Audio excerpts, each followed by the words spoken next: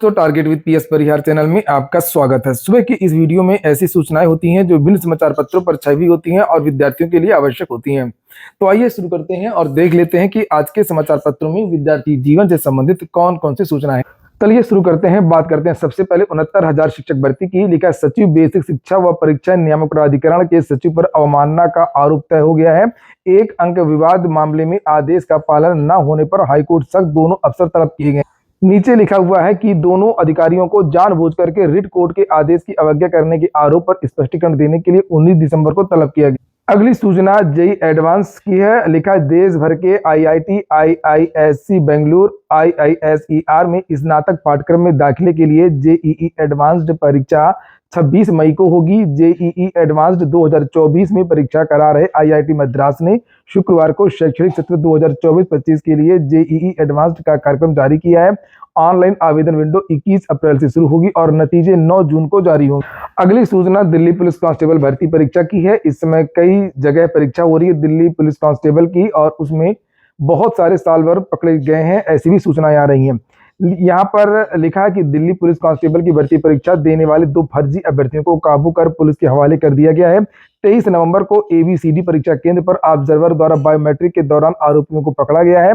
Police ने इस संबंध में दोनों युवकों के खिलाफ मामला दर्ज कर जांच शुरू कर दी है। सीतापुर यूपी निवासी अंकित श्रीवास्तव ने बताया कि वह पिछले 2 साल से टीसीएस कंपनी में नौकरी कर रहा है और उनकी कंपनी की तरफ से 23 नवंबर को दिल्ली पुलिस कांस्टेबल की परीक्षा अजरौंदा चौक पर स्थित एबीसीडी परीक्षा केंद्र पर आयोजित किया गया। उनको एग्जीक्यूटिव के तौर पर नियुक्त किया गया था। परीक्षा 2 शिफ्ट में चल रही थी। अभ्यर्थी को बायोमेट्रिक करते वक्त पता चला कि उसकी बायोमेट्रिक पहले ही हो रखी थी। तो यानी कि एक बड़ा घोटाला है, ये कोई छोटा घोटाला नहीं है, ये बड़ा घोटाला है। आखिरकार पहले से बायोमेट्रिक कैसे हो गई।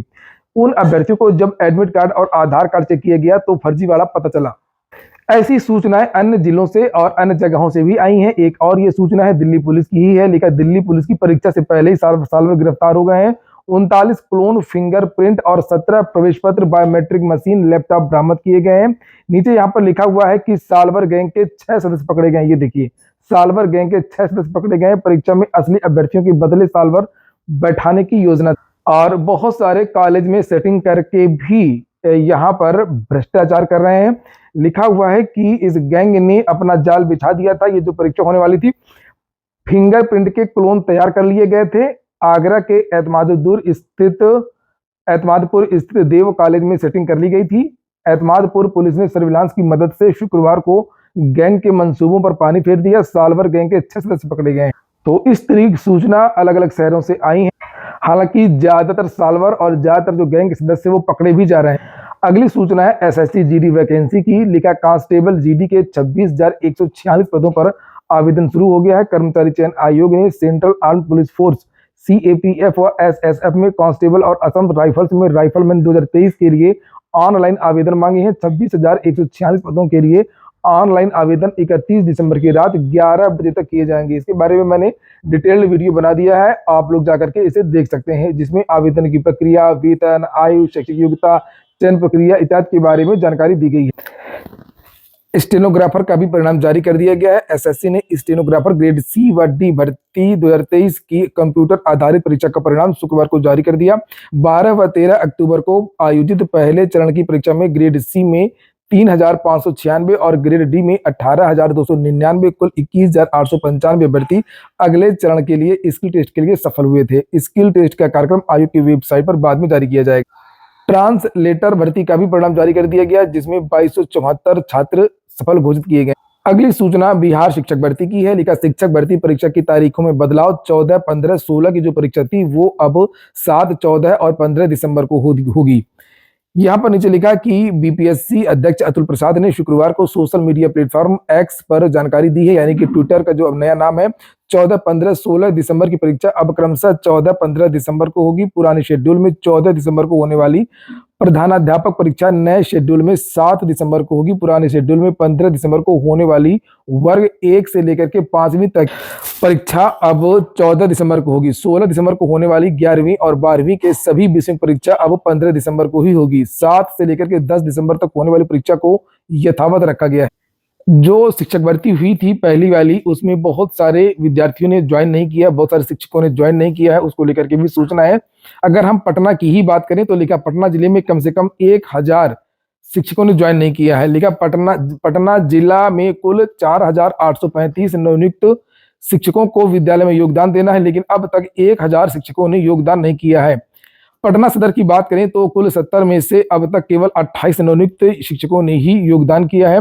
यही स्थिति ग्रामीण इलाकों के स्कूलों की है। शिक्षकों के योगदान देने के लिए स्कूलवार शिक्षकों की सूची भेज दी गई है। स्कूल प्रशासन हर दिन शिक्षकों का इंतजार करते हैं, लेकिन कई स्कूल हैं जहां पर शिक्षक योगदान करने नहीं पहुंचे हैं। वहीं पर यह भी बताया गया है शिक्षकों से संपर्क करने की कोशिश की गई है तो इन लोगों ने अपना मोबाइल भी ऑफ कर लिया, उनसे संपर्क भी नहीं हो पा रहा है। यहाँ पर लिखा कि शिक्षा विभाग ने जिला शिक्षा पदाधिकारी को 25 नवंबर तक योगदान अनिवार्य रूप से करवाने का आदेश दिया था।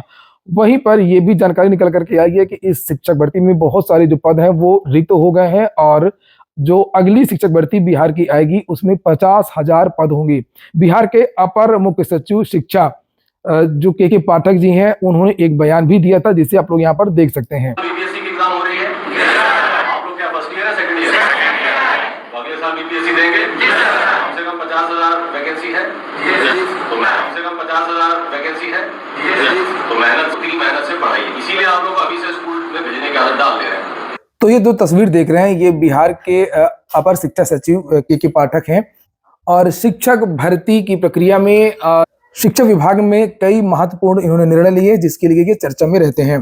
अगली सूचना शिक्षा मित्रों की। शिक्षा मित्रों की बहुत सारी मांगे हैं, शासन की तरफ से जवाब आ गया है और यहाँ पर मांगे लिखी हुई हैं कि लिखा है आप द्वारा अन्य राज्यों जैसे उत्तराखंड, हिमाचल, झारखंड राज्यों की भांति नियमित शिक्षक बनाने का अनुरोध किया गया है। तो यहाँ पर उत्तर प्रदेश शासन की तरफ से साफ इनकार कर दिया गया है और ये कहा गया है कि आपको 2 बार यहाँ पर सुप्रीम कोर्ट के आदेश के द्वारा 2 बार शिक्षक भर्ती में मौका दिया गया और उसमें कुछ शिक्षा मित्र चयनित भी हुए हैं। इसके साथ में आपको 10,000 रुपए का जो मानदेय वो भुगतान किया जा रहा है और लिखा 60 साल बाद आपकी जो सेवानिवृत्ति हो जाएगी, सारी संविदा की जो सेवाएं वो समाप्त हो जाएंगी और ये बता दिया गया है कि आप जो है संविदा शिक्षक ही हैं और संविदा ही रहेंगे। यहाँ पर लिखा जन सुनवाई पोर्टल पर निर्धारित व्यवस्थानुसार मांग, सुझाव, आर्थिक सहायता, स्थानांतरण, नौकरी दिए जाने की मांग, माननीय न्यायालय से संबंधित प्रकरण पोषणीय नहीं है। आपका प्रकरण, मांग, सुझाव, आर्थिक सहायता, नौकरी दिए जाने की मांग से संबंधित होने के कारण पोषणीय नहीं है। एसबीआई से भी एक वैकेंसी आई है, उसके बारे में भी जानकारी दी गई है। लेकिन एसबीआई में कई पदों पर निकली है भर्ती, सर्कल बेस्ड ऑफिसर के पदों पर मौके। अधिक जानकारी आप लोगों को एसबीआई की ऑफिशियल वेबसाइट पर मिलेगी। आवेदन की लास्ट डेट 15 दिसंबर रखी गई है और अलग अलग चूंकि पद हैं इसलिए अलग अलग इसमें योग्यताएं इत्यादि। तो ये हो गया आज का वीडियो आपको अच्छा लगा हो, आपके काम का हो तो लाइक अवश्य कर दें। जिन छात्रों ने चैनल को सब्सक्राइब न किया हो सब्सक्राइब कर लें और जिन छात्रों ने टेलीग्राम चैनल को ज्वाइन न किया हो तो टेलीग्राम चैनल को भी ज्वाइन कर लें। पूरा वीडियो सुनने के लिए बहुत बहुत धन्यवाद।